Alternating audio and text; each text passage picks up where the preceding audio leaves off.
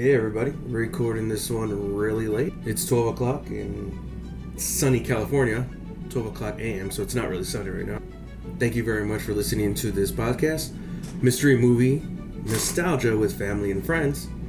I'm just recording this little intro in the beginning. Still working out a lot of the audio stuff, so the audio's a little wonky in places. Still working out the editing tools, trying to figure all that out, but thank you so much for listening. Thank you for your patience. I keep getting better every single time I'm doing this, and I had to edit this thing about twice because I deleted a couple of things. Still trying to figure it out. So thank you so much for that, and I hope you enjoyed this podcast. This is our very first episode, episode 1, on the movie Max and Mary from 2009 with my special guest, my sister. Hope you enjoy, guys. Thank you so much. I did a dry one with Patrick, and it was so cringy when I was like, "Hey everybody, hey, welcome to..." I didn't do that, but just to like, you know what you have to do like for like your reels, like, "Hey guys," like it's just like. What are you talking about? That's my real voice. No, I'm not your voice, but I'm saying like you had to get used to. Hi everyone. So I've been asked. You had to get used to the fact of like hearing your voice and like recording yourself, and it's just like terrible. Yeah, it's a terrible situation. Terrible situation. Okay.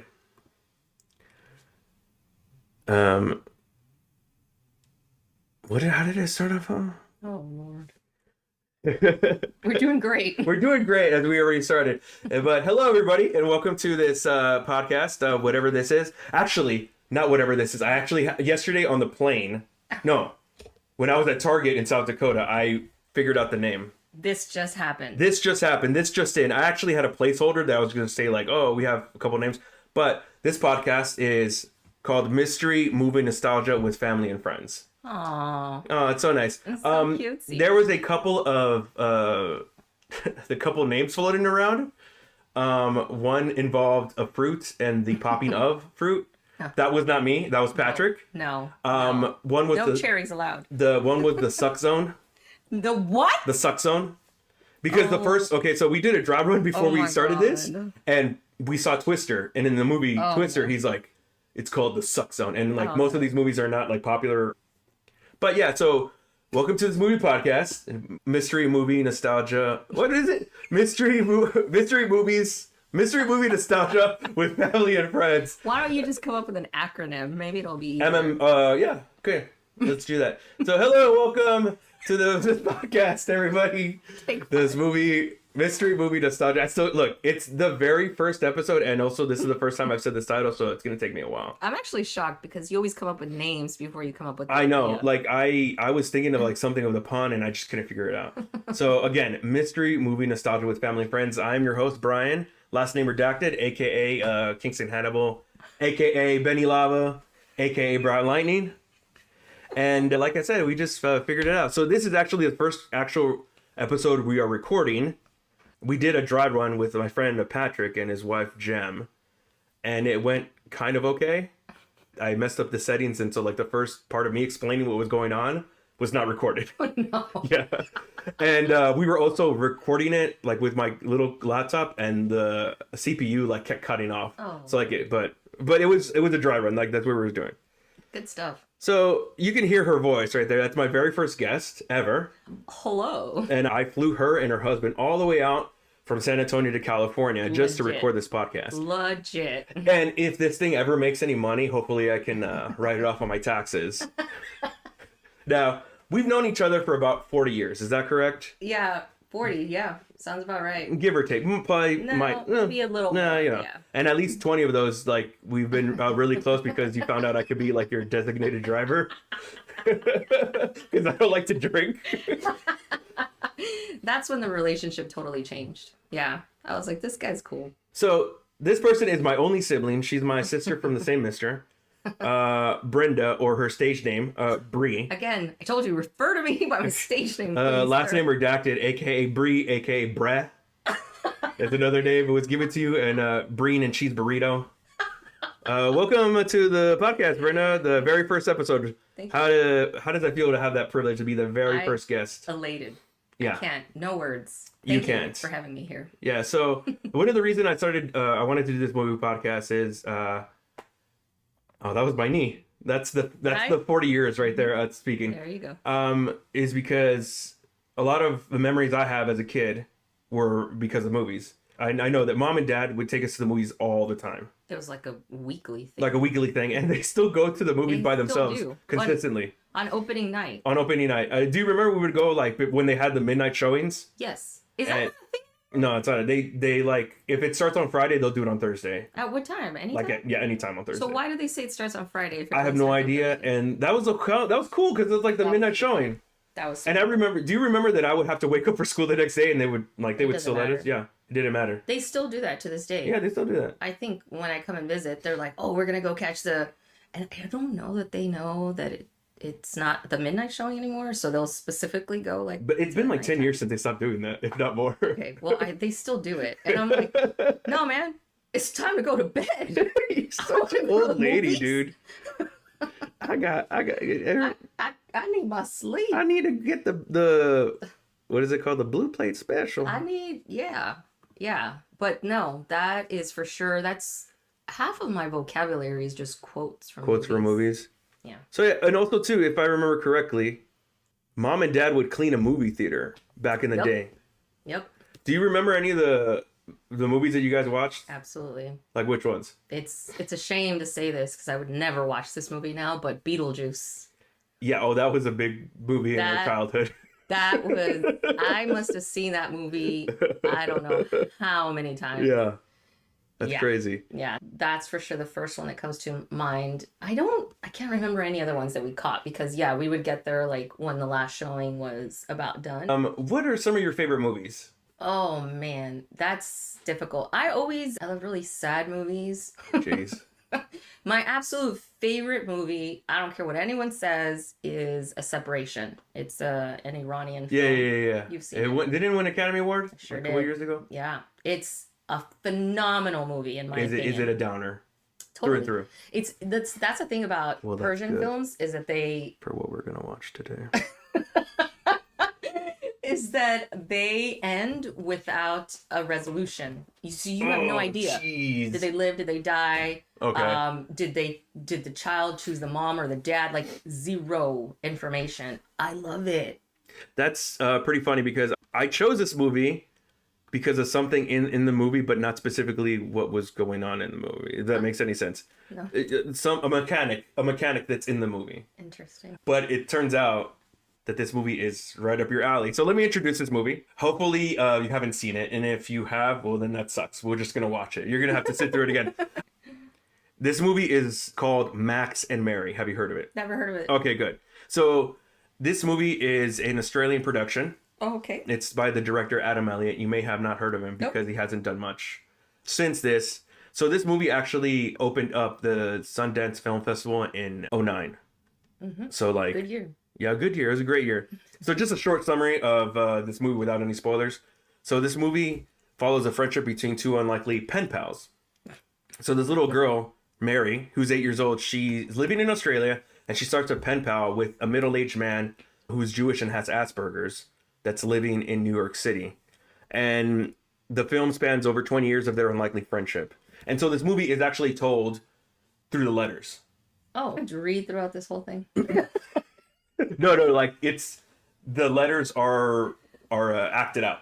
Let me go get my readers. Let me go get my bifocals. So some of the issues that are dealt with in this movie are the themes of loneliness, mental illness, learning disabilities, finding your identity, domestic abuse, and the search for companionship, and obesity. Interesting. They form a bond through these letters. Their friendship is genuine and it's true, and it's really nice. It's a really good movie. So as I mentioned before, and I'm not going to sugarcoat this, Brenna, this movie's a downer. Oh yeah. So this is a great way to start your morning. This is like literally the first thing we're doing. Excellent. And I think it's an amazing movie, but it is a downer. And the reason I say this is because I watched this when it came out, like 2009, 2010. So how did you find this movie? So I saw this movie when I was extremely depressed. Okay. And I think you know what I mean, like depressed. I don't mean like I was sad. Like I meant like like pills and like therapists and all that jazz. Yeah. And you decided this was a good movie to watch. And I think I watch these types of movies when I'm sad because they make me feel better. It could be worse. Or you know what? They make it worse. Or they validate your feelings. Yeah, they validated, like, yeah, at least I'm not that person. So you said who introduced me to this movie? Yes. Oh, no. And it was a family member that's kind of not a family member. Oh, got it. Oh, You know who I'm talking about, right? Okay. Yeah, there's so not she even a introduced me doubt. to this movie. So this was part of a series of movies I saw around that span. Don't know if you've heard of these movies. Eternal Sunshine of the Spotless Mind. Yes. That's a downer. Absolutely. Harold and Maude, that's not a very good movie as far as like being happy-ish. I saw Adaptation, John Malkovich, being John Malkovich. And what was the other one? Oh, Donnie Darko. Huh. So Interesting. there's some of those movies were sad movies. Other ones were like mind bending movies. And Eternal Sunshine is both. I think this kind of proves that, yeah, the power of what we watch. Yes. What we surround ourselves by and our mind. I might do some of those movies later. Because have you heard of Harold and Maude? No. Have you've seen Eternal Sunshine of the Spotless Mind? Yes, I have. Okay. What about being John Malkovich or Adaptation? I don't think You've heard of them. Adaptation sounds They're Andy Kaufman movies. That rings a bell. maybe Anyways, interessante. I left a little bit of information out of this movie. Okay. And that's the main reason why I wanted you to watch this Oh movie. Lord. I'm in for a. You're in for a treat. It's going to become apparent right away. Okay. All right. So how are you feeling going into this, Brenna? I'm optimistically cautious. All It right. goes the other way. Or optimistic or cautiously optimistic. Cautiously optimistic is what I was trying to You're say. trying to get to okay. Yeah. So yeah, Let's do it, man. Well, hopefully this recorded well. All right, let's do this. So we're gonna watch the movie. We're gonna take notes. Right. I'm giving you homework. Is there pen or paper around here? And then we'll come back and we'll talk about the movie. Sounds great. We finished watching the movie. I mean, technically, we finished watching it yesterday. But life got in the way. My sister had to get her drink on. It was like past noon, so yeah. Yeah. I remember it being more sad than it actually was. I mean, it was sad. Yeah. But I remember it being like throughout the whole... But like, the way that they do it is like the sadness is interchanged with like comedy. With like funny bits or like jokes True. and stuff. True. So it kind of made it a little bit more lighthearted. But I remember, maybe just because I was sad at the time. I was like, why? But I think what I really liked about this movie is, yes, it was a proper balance of sadness. It wasn't overly, dramatic.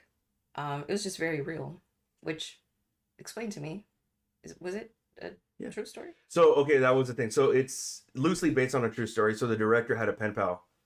And so this is like his experience writing to that person, but obviously he's not Mary. But so it was based. He's not. No. It was based on his experience doing that. So right away, I told you that I had left out a little bit of information of the movie.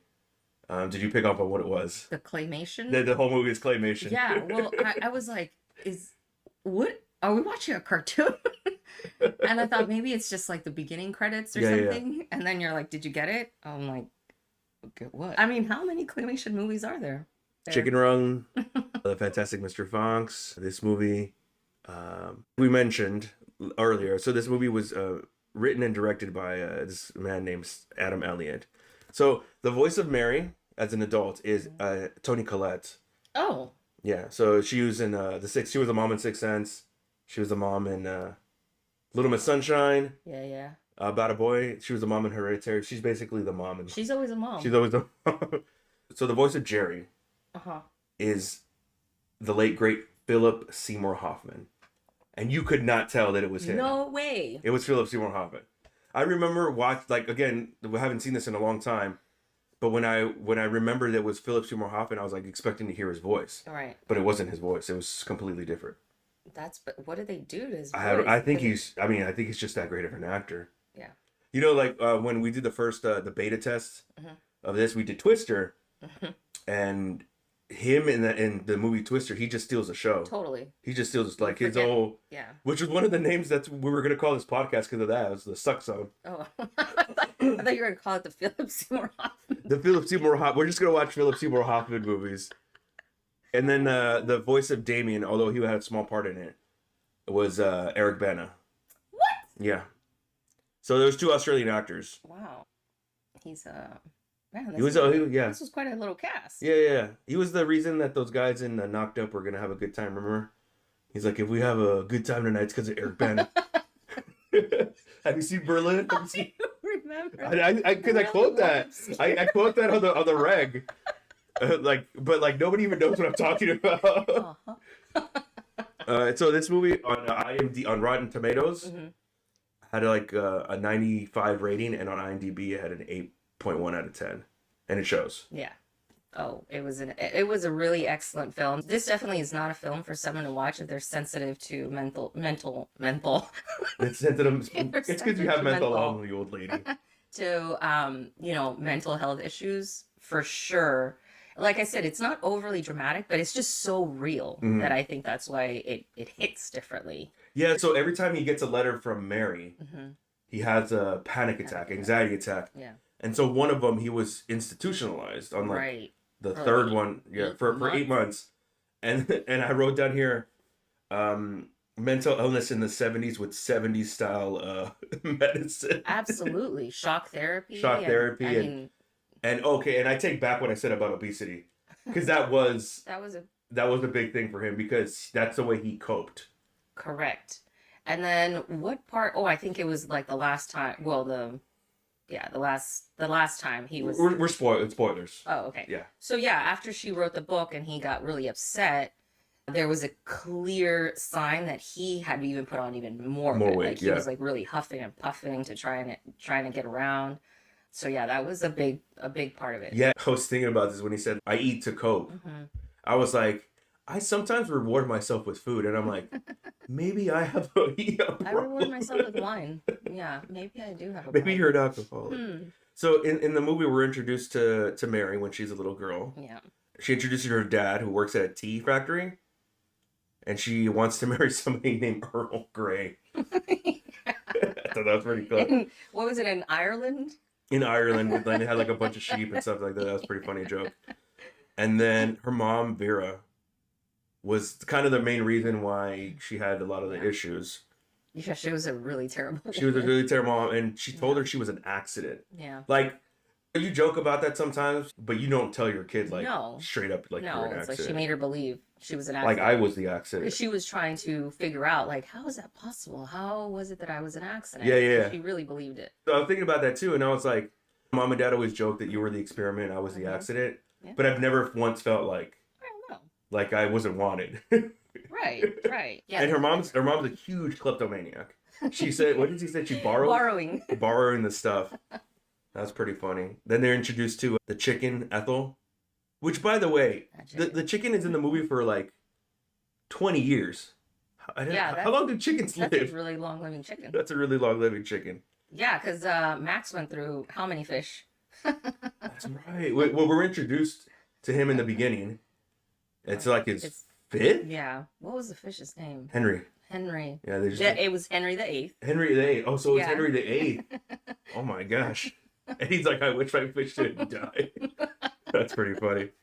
So the whole reason she starts this pen pal ship is, one, she's lonely. She gets made fun of at school.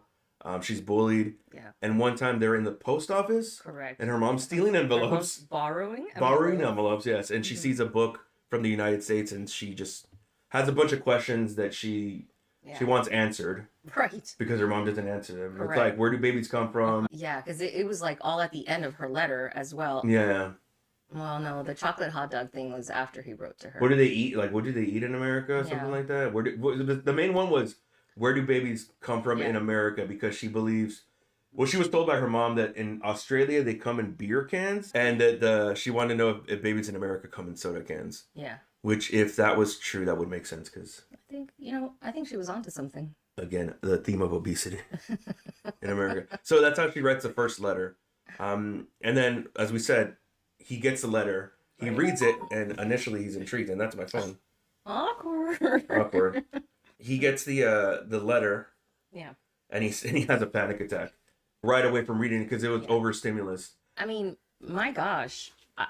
Could you imagine having Asperger's in the 70s? No. And see, that's the thing, is I didn't realize that he wasn't diagnosed with it until later on. So... Until he went to the until he to was institutionalized. institutionalized. And so this whole time, I'm just thinking like that, this is terrible because it's causing, people are treating him this way, not realizing, that he's on the spectrum. But who knew about any of that stuff back then? But what I was going to say is like, it's not that far-fetched. Like well, I don't know about you, but when I go to Costco, if I have to go to Costco on a Saturday and there's a lot of people there, I'm just like, get me out of I've here. gone to either TJ Maxx or Ross. Yeah. Gotten my clothes, whatever I wanted, and I'm quick about it. Mm-hmm. And I've gone to go to the line and I see how long it is, and I'm like, nope, I don't want to. Yeah. I don't want the anxiety of having to like interact with people. And ever since I moved to Tennessee, to Nashville, yeah, there's that comedy bit of that I forget her name, but she's saying like when she goes to like these stores that like people interact with her, and then like, oh my gosh. So when I go to the store, like I have to prepare myself to like people are gonna ask me questions, right? Like how's your day going, and I'm like good. Like it can't be a one word answer, right? And someone who is a former antisocial person, yeah.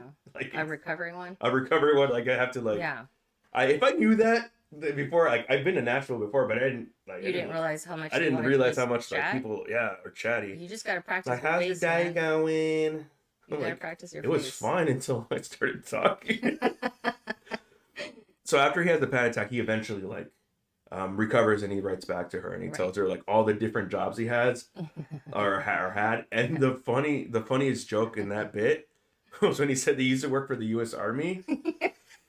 And then they came and asked him if he was part of any radical group. He was part of any radical groups, and he said he was part of the New York Science Fiction Association. And then it's funny. It's like, oh, and then they dismissed him. And he's like, good thing I didn't tell him I used to be a communist. It's like they were worried about, but I think they fired him initially just because he was on the spectrum and they didn't like. Right. So he writes back eventually, but Mary's mom finds the letter and she destroys it. Yeah. She throws it in the garbage can. And it's actually about to get thrown away. Yeah. And with the mom taking the trash out. With the mom taking the trash out, but she trips and falls. She drops the trash. She drops the trash and the chicken. Ethel picks it up and Ethel saves it. And so then Mary realizes that her mom didn't want her to get the letters. And it made sense. It honestly did make sense that the mom didn't want her to read the letters. Because I think he answered like where babies come from or something like that. He did. Something that obviously probably not the most appropriate thing for two strangers that different age apart to be talking. Because he included a picture of himself. So that is true. He did include a picture of himself, so it might seem a little weird when they introduce Max. They just kind of show like or have the New York skyline, and they kind of pan down into his apartment, and now you start hearing his gunshots, and you said like, oh, that's what I thought New York was the first time I went to. I really did. I was like 12. I go to New York and I was scared. And you went without mom and dad, without any of us. You went with. I was scared to death. Really? I really thought I was gonna get mugged and stabbed. Well, this was in what, the mid 90s? Yeah, this was in the 90s. So I mean, the 80s was really bad in New York. But the mid 90s, I think at that point was recovering. Yeah, I'm trying to understand. I don't know. Maybe I watched what was that movie that depicted New York in like 30 years as just. Anyways, I can't think of it. And then eventually we're introduced to her neighbor Damien, she kind of has a crush on him, and he has a stutter. Yeah. So she falls in love with him, but he doesn't really pay her attention at the beginning. Yeah, so they just kind of have a back and forth relationship for a very long time. And then one of the letters that she sends to him triggers him. And like we mentioned, he was in the hospital for 8 months. Was it this letter? I think. Was it the second one? It was the second or third one. Because she starts talking about love. Yeah, she starts talking about, she starts talking about love because she had the crush on Damien.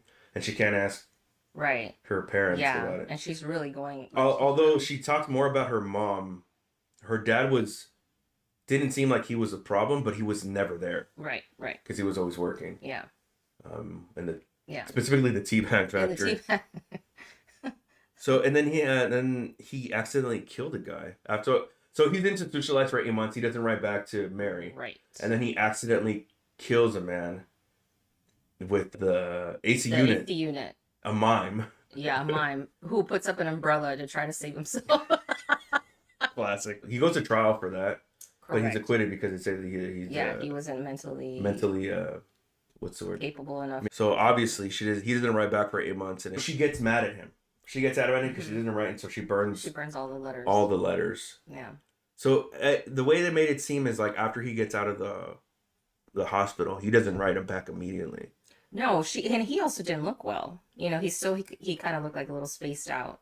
You know, all the shock therapy and everything they had put him through, and that's when he realizes what his diagnosis is. When he says he's diagnosed with Asperger's, when he's diagnosed with autism, it says something relatively new. Yeah. So I looked that up, and it's 1940. What? This movie was in the 70s when it was. So when they say Asperger's, is it just all autism, or is it a particular? Asperger's was a particular type of autism. Particular. But even then, that particular Asperger's is a spectrum of autism, like a subgenre, so to speak. Yeah. You know, for having family and friends that have autism, we really know very little about it. Yeah, so no, it's part of the autism spectrum. Okay. Yeah. But I also saw that and let me pull up this note. It's like a high functioning form of autism is the definition for it. Yeah. I loved how Max explained it, right? Because his doctor kept trying to tell him it was a disability. And he was like, I don't like that he calls it a disability. He likes it. He's like, what's wrong with being so honest? What's wrong with being so honest? But he says, like, my doctor says I have a disability, and he says we're years away from from curing it. And he says my doctor says I'm defective. Right. And he's like, I don't feel that way. I don't feel like I'm defective. Exactly. So they make it seem, and it's kind of shown that he's actually very smart. If somebody wants me to explain to them chaos theory or something about science, I'm willing to. But if you want to talk to me about abstract concepts about love, like I can't. No idea. Even facial expressions, right? Facial expressions. So he had the little book which faces. I need to get that for my best friend. So autism was first described. That's in 1944 by an Austrian physician, Asperger. And then it says his work, however, remained relatively unknown until 1980s. Wow. When a British researcher, Lorna Wing, popularized the term Asperger's syndromes and brought his findings to people's attentions. Again, I can't imagine. Even something like depression, especially someone like us being from a Hispanic culture, our parents were never like that. Right. But we know other people that you're just sad, or you don't have enough faith, or correct. Exactly. And we were fortunate that our parents aren't like that, but we've seen it around us that people have suffered. Or one of our uncles, because of that stigma. That stigma of no, man up. Man up, or what do you have to be sad about? What do you have to be sad about? Your life's great. It's like, well, probably this conversation. You are upsetting. Are upsetting me. Right. Man, I can't imagine. But I really enjoyed how he described it. And and he basically stuck up for himself. Yeah.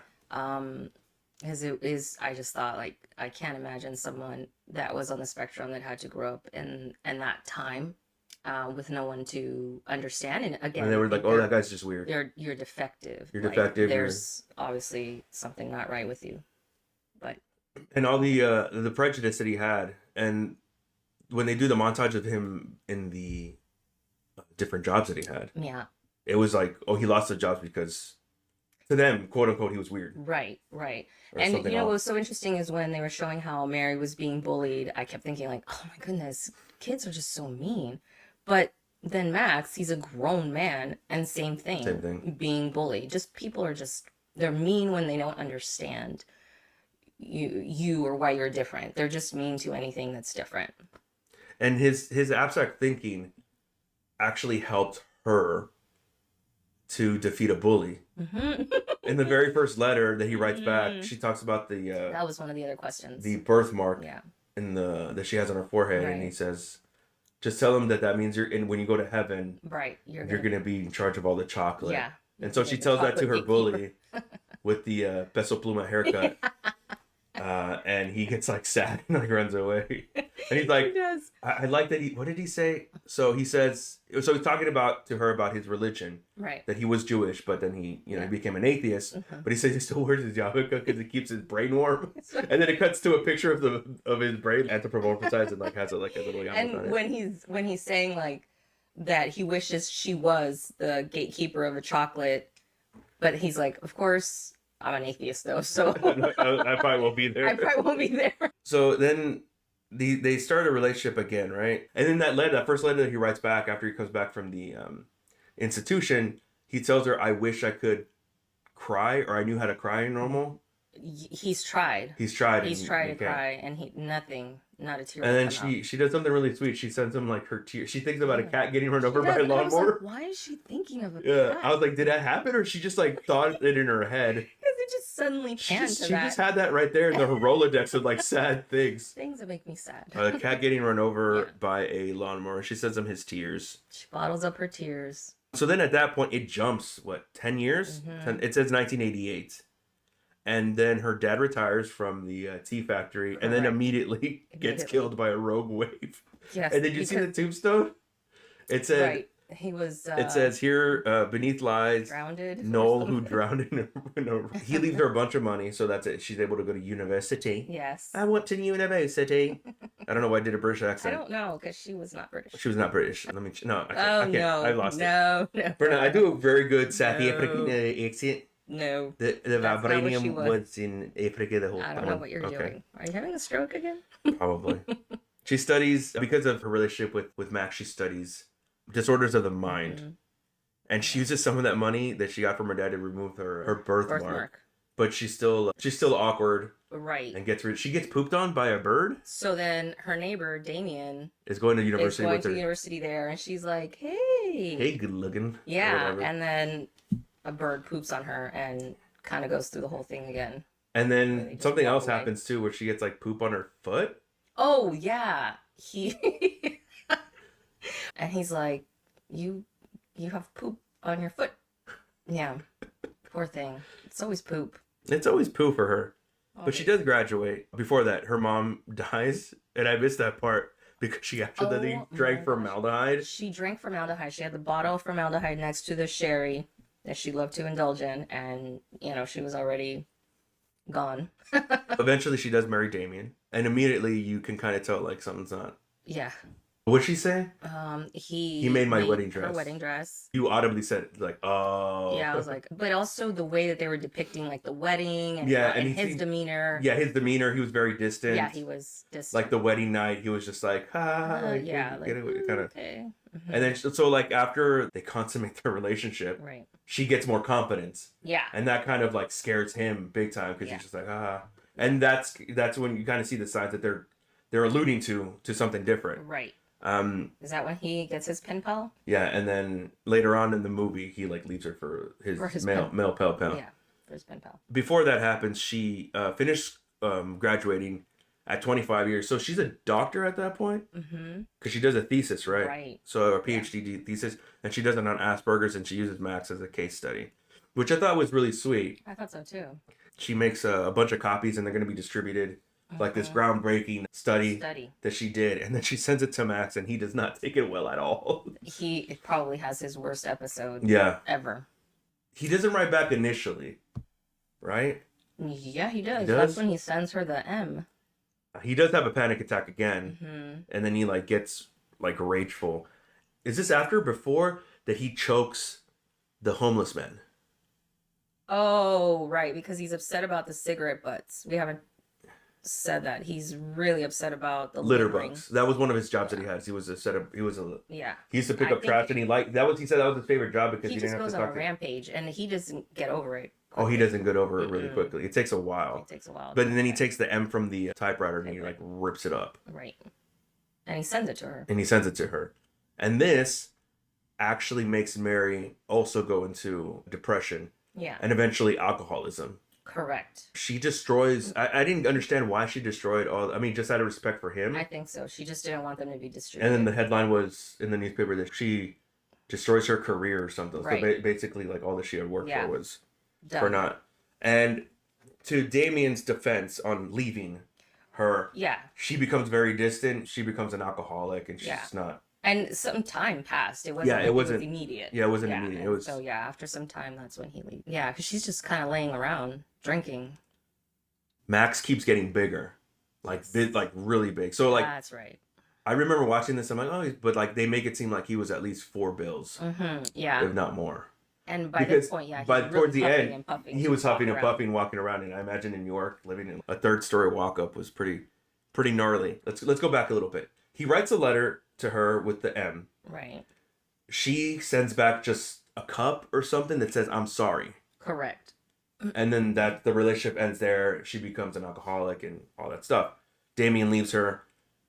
Then, when he sees the homeless man, or the unhomed, The unhoused. the unhoused man, throw the cigarette butt, he chokes him, and like Max is a big guy, so he's like, Right. he's really in there. Yeah.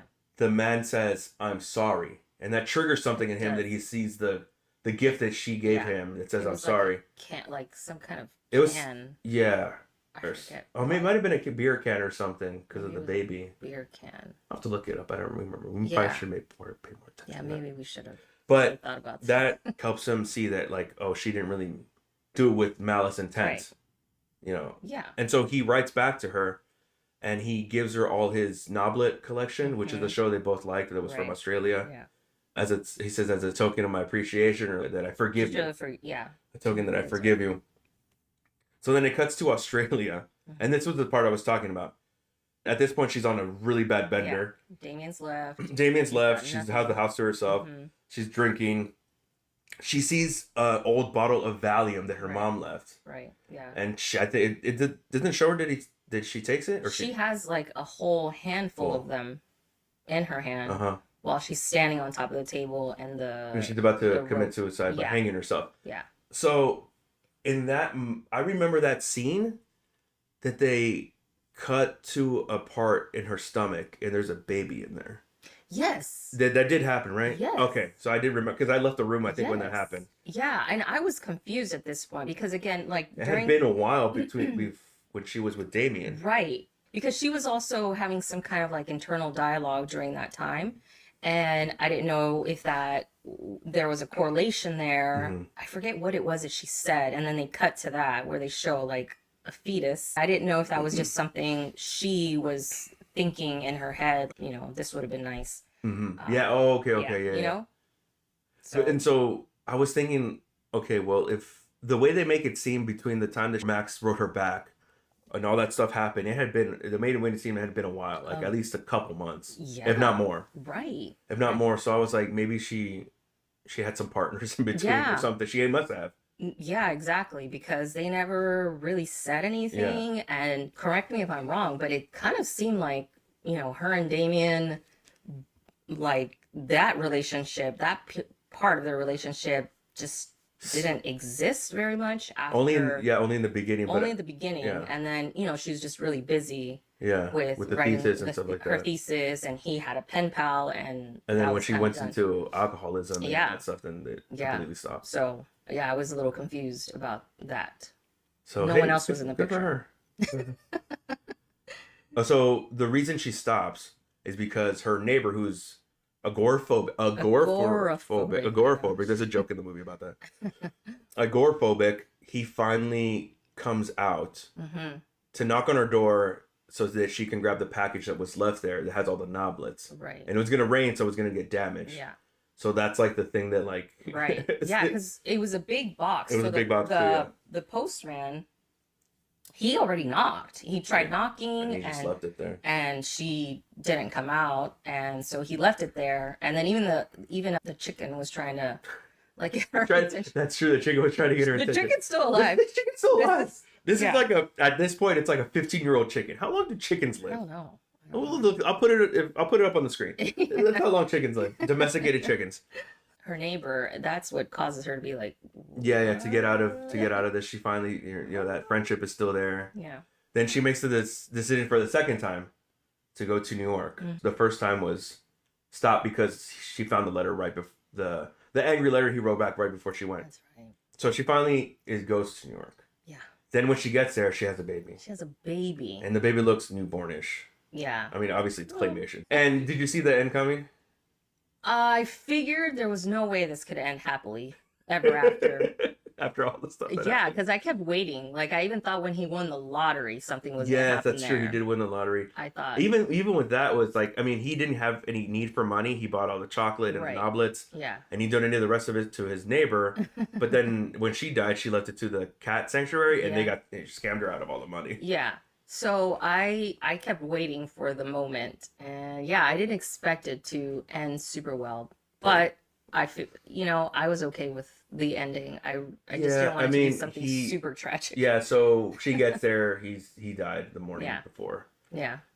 But he did have a smile on his face. He did. And she seemed like content. At peace with it. At peace with it, because so they pan up to the ceiling, and he has all the letters that he laminated. Right. Like on his ceiling. Yeah. And everything that she ever gave him is like up there. Yeah. And he died, with his head With up. his head up. So that's true. Yeah, so he was looking at the letters. He was like reading them when he died. And then the movie ends. And then and that was it. She just holds his hand. She just holds his hand. She sits there and holds his hand for. But she does say he smells like licorice and old books. Old books.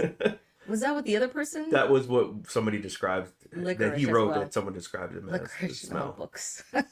And he says like, I bet you guys smell like shrimp over there. You guys have a lot of shrimp. And I was like, the old shrimp on the bobby thing. Shrimp on the bobby. So all in all, Berta, what do you like this movie? It was a really good movie. I think you have to be a particular type of person to appreciate the genius behind it. They do it all in claymation. I don't think it would have worked in any other way. No. Like live action or anything? I think I think it had to be animation. I think the claymation is what helps you to be able to watch things like that. Yeah. It maybe takes a little bit of the human factor out of it, and so you're not, sitting there just like, I can't go on. I think the claymation really helps. And I think it's really cool how it shows that age does not matter in a friendship. Mm-mm. Like you and I have friends that are either really younger than us or older than us. It's sad. It's sad because if you describe this to anyone like, oh yeah, this much older man has a pen pal with a little girl, immediately it's like red flags. Right? But this wasn't the case at all. And it is possible. It's just very rare. Yeah. Yeah. And I think that we're privileged because of our community that we right. When I was abroad. When I was abroad, and I studied abroad. Friends? No, I had a roommate that was like 40 years older than me. Yeah. And me and him got along super awesome. He was actually really cool. He would cook for me. This old Italian man would cook for me. It was awesome. And then now that we're at a certain age. Speak for yourself. Anyway. Like we're basically, we're in our 40s. We are those old people now. We are those old people now. We have friends that are like in their their mid 20s. I don't understand what you're saying. I don't. 100%. I get called like, hey, bro, you have real unk vibes. What? Uncle vibes. Oh my! What is that a thing? I don't know. I have no idea. I don't know. I don't know. Anyways.